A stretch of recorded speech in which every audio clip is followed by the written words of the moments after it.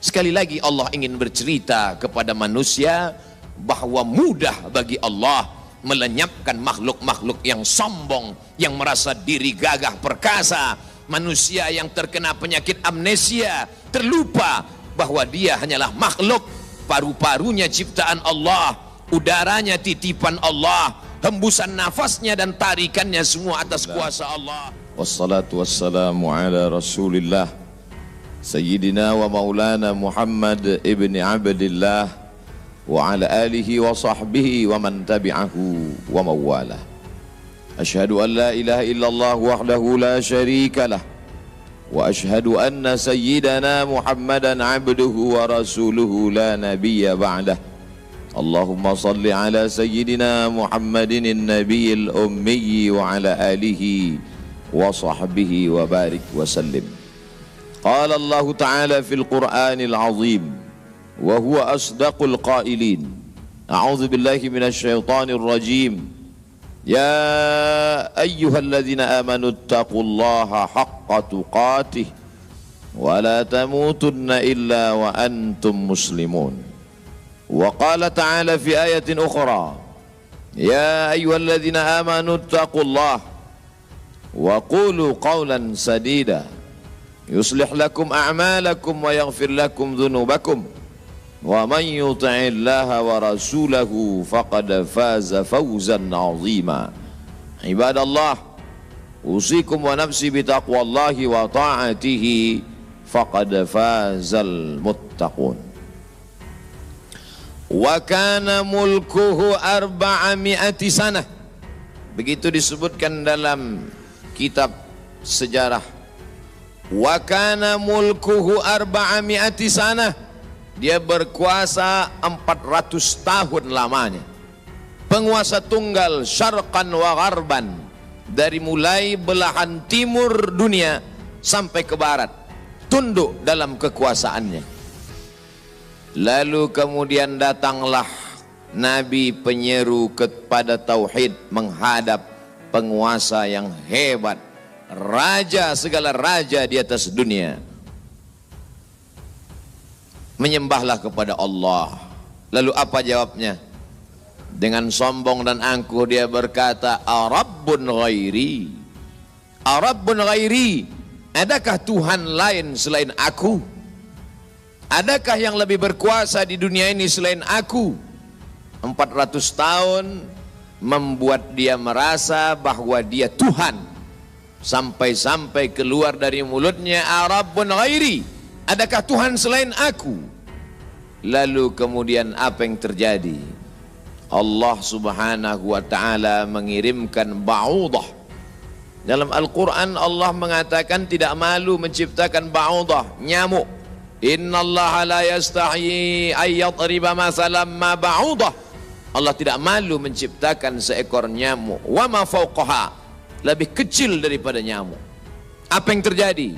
Nyamuk itu masuk ke dalam lubang hidungnya, terus ke dalam batang hidungnya, sampai ke otaknya, dan nyamuk itu pun menggigit otak di kepalanya. Lalu kemudian dia mengambil martel memukul-mukul kepalanya, sampai orang-orang di sekelilingnya menyangka dia gila, sampai dia habis usaha, makin sakit, tak dapat dirasakan, tak dapat diceritakan, tak dapat diungkapkan bagaimana rasanya. Dan akhirnya dia pun mati, dicatat dalam sejarah. Dia bernama Namruz. Begitu Allah bercerita tentang orang-orang angkuh dan sombong. Dia tidak mati disambar petir, dia tidak mati ditimpa batu besar, dia tidak mati karena sesuatu yang hebat, tapi dia mati karena makhluk yang hina, yang kita pun dapat membunuhnya dalam satu kali tepukan. Berpuluh nyawa nyamuk akan mati. Tapi begitu Allah Ta'ala ingin menunjukkan kesombongan, keangkuhan orang-orang yang merasa dirinya Tuhan, jawabannya adalah kuasa Allah Subhanahu wa Ta'ala. Hari berganti, musim berubah, dunia ini diisi oleh orang-orang yang angkuh dan sombong. Selesaikah dunia dengan matinya Namruz? Tidak. lahir lagi generasi yang lebih canggih daripada Namrus, lebih kejam daripada Namrus. Apa yang dia lakukan? Yuzabbihuna abna'ahum wa yastahyuna nisa'ahum. Lebih sadis daripada Namrus. Anak laki-laki disembelih hidup-hidup, anak perempuan dibiarkan karena tidak melawan. Anak laki-laki yang dia nampak dalam mimpinya akan menarik mahkota kekuasaannya, anak perempuan dibiarkan melahirkan. Sampai pada akhirnya ketika dia berkata dengan lantang, kalimat berbeda, substansi makna yang sama, ana rabbukumul a'la, ana, aku, rabbukum, Tuhan kamu, a'la, yang paling tinggi. Ternyata kekuasaan boleh bisa merubah makhluk merasa menjadi khalik. Orang kalau sudah terlalu lama berkuasa, melihat manusia tertunduk-tunduk ketakutan, maka berubah dalam dirinya, berkata, kaulah yang paling berkuasa, engkau adalah Tuhan. Itu pernah terjadi pada Namrus dan menular kepada Parau. Al-Quran menyebut dia Fir'aun. Ana, aku, Rabbukumul a'la, Tuhan kamu yang paling tinggi. Bagaimana cara Allah mematikan Fir'aun? Diceritakan dalam Al-Quran. Falamma adrakahul gharaqu, ketika dia tenggelam di tengah laut merah, masuk air itu ke dalam tenggorokannya dan masuk ke dalam lehernya, terus ke dalam dan masuk ke dalam paru-parunya. Sebodoh-bodoh anak kecil tidak akan ada air masuk ke dalam paru-parunya. Anak kecil yang belajar minum, kalau sampai air masuk ke dalam saluran nafasnya, dia pasti akan tersedak. Tersedak adalah kuasa Allah. Kenapa? Karena ada saluran nafas, ada saluran minum. Udara tidak akan mungkin diisi air, karena kalau sampai air masuk ke saluran udara, maka hancurlah paru-paru. Allah ciptakan satu kuasa bernama tersedak. Tersedak adalah kuasa yang paling ringan. Anak kecil yang tak ada daya upaya pun pasti akan tersedak.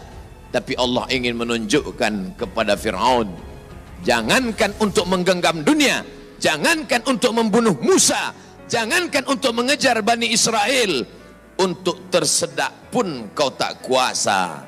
Wahai Fir'aun. Apa yang terjadi? Fir'aun mati. Kenapa Allah mematikan Fir'aun dengan air? Kenapa tidak dengan batu? Kenapa tidak dengan petir yang menggelegar? Mengapa dengan air? Karena dulu bayi yang tak berdaya itu dihanyutkan ke tengah air. Wa auhayna ila ummi Musa, kami wahyukan, kami ilhamkan, kami bisikkan ke hati ibu Musa, an ardi'ihi, susukan anakmu. Fa in khifti alaihi, kalau kau takut anakmu ini akan disembelih Fir'aun, fa alqihi fil yammi, hanyutkan dia ke sungai.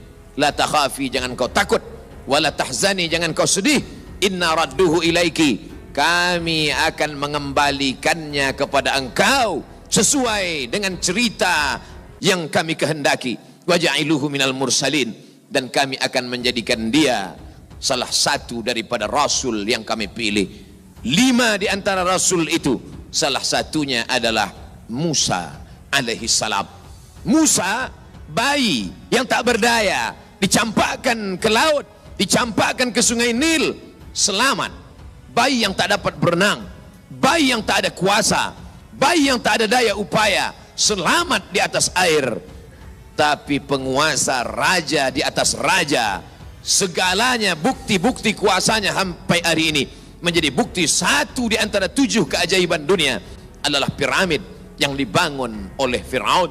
Tapi ternyata air yang dulu menyelamatkan bayi Musa, air yang sama menenggelamkan Fir'aun yang amat sangat berkuasa.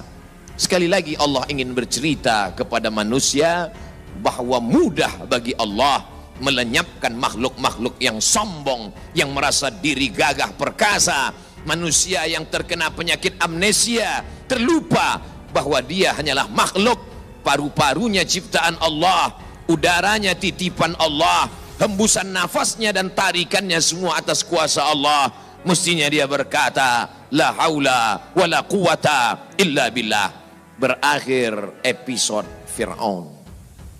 Selesaikah dunia? Tidak. Muncul lagi mereka yang sombong-sombong. Macam-macam nama sejarah mencatat. Abu Lahab dengan bangganya berkata, sebelum Abu Lahab datang lagi seorang pria perkasa dengan tentara bergajahnya bernama Abrahah. Dia ingin memindahkan Ka'bah karena baginya bisnis di Makkah harus dialihkan. Nun jauh di Yaman, berseberangan dengan Laut Merah, menyeberang ke Afrika. Maka ini Ka'bah harus dihancurkan. Dia bawa pasukan bala tentara, sampai akhirnya pasukan gajah tidak ingin bergerak. Gajah makhluk Allah, binatang, tahu mengenal Allah subhanahu wa ta'ala. Dia paksa gajah itu berdiri dengan pawang-pawangnya. Akhirnya gajah itu berjalan karena amat sangat terpaksa dan di bawah tekanan. Sampai akhirnya apa yang terjadi? Datang Abdul Muttalib membawa kunci Ka'bah. Dia serahkan kepada Allah. Dia katakan di depan pintu Ka'bah, inna lihadzal baiti rabban yahmi. Sesungguhnya Ka'bah ini ada Rabb, ada Allah yang menjaga dan memeliharanya. Bukan aku yang menjaganya, kuserahkan kepada penjaganya.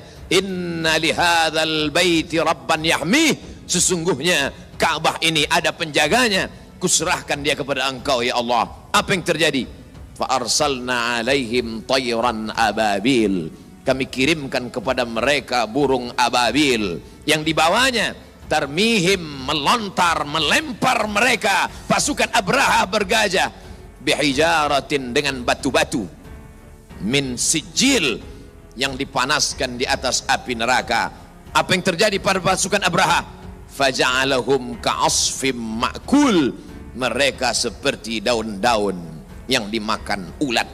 Tahun peristiwa itu terjadi disebut dengan Amul Fil, tahun gajah, tahun kelahiran Sayyidina wa Maulana Muhammad sallallahu alaihi wasallam. Hari berganti, musim berubah, isi dunia sebenarnya itu-itu saja, namanya berbeda, tapi sebenarnya makhluknya itu-itu saja.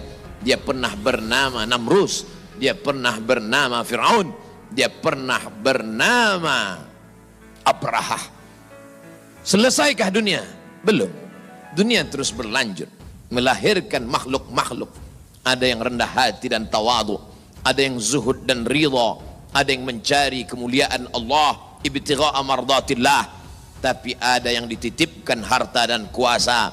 Pertama dia merasa dia punya, lama-lama dia merasa alam semesta pun bersimpuh sujud di kakinya, karena dia lihat tidak lagi ada orang yang berani mendongakkan kepala, tidak lagi ada yang berkuasa, tidak ada lagi yang berani bersuara keras, lantang, semuanya ketakutan.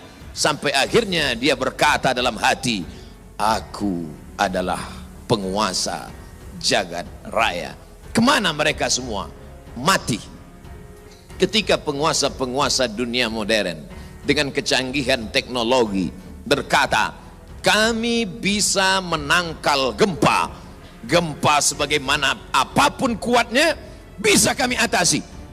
Ternyata begitu ujian Allah itu datang, bangunan yang mereka bangun porak-poranda, hancur berkeping. Datang lagi satu penguasa berkata, kami yang paling banyak jumlahnya di atas dunia, kami yang bisa menguasai alam semesta. Mana itu Tuhan?